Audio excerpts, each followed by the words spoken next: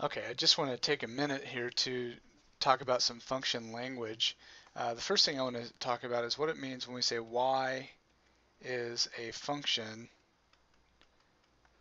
of x. What this means is, first of all, the value of the variable y depends on the value of the variable x. Okay, so we often will call the function value, y will be the function value, and x will be like the input value. Okay. Similarly, x would be the independent variable, right? You input whatever you like, and then y would be your dependent variable, because whatever you plug in for x determines what you get out for y. Okay, so y is a function of x means these things. And furthermore, in an equation, what this would mean is you would have y equals some expression with x as the variable. Okay.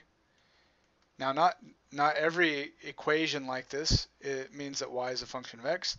The key to this is that each input or each x results in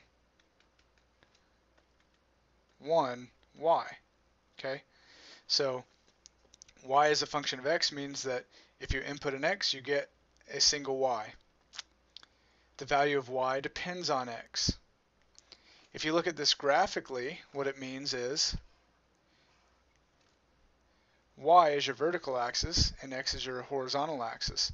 X is kind of like your timeline, right? Say if x is 5, y is 20, then you'd have this point for this particular function. One way you could say that is that you could say at 5, the function value is 20.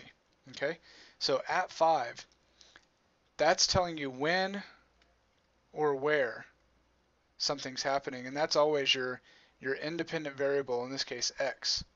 That's your timeline. And then the function value is the actual y value. The value at 5 is 20.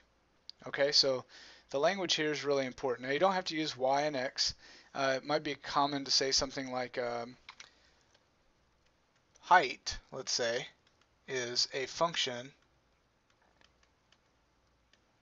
of time.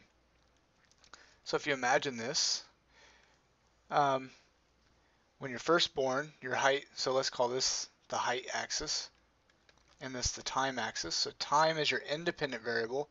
It's the variable on which everything's measured, and then height is the actual measurement at the given value of time. So if we measure our height over time when we're first born, we have a particular height or length is what we call it then. And as you grow, your height grows really rapidly, and as you grow it starts to slow down, and then you level off and you stay the same height. Something like that. And you might have some spikes in here at growth spurts and things like that, but height would be a function of time, and then you could say at any given time value you were one specific height, so that's what makes it a function. Okay, and that's the language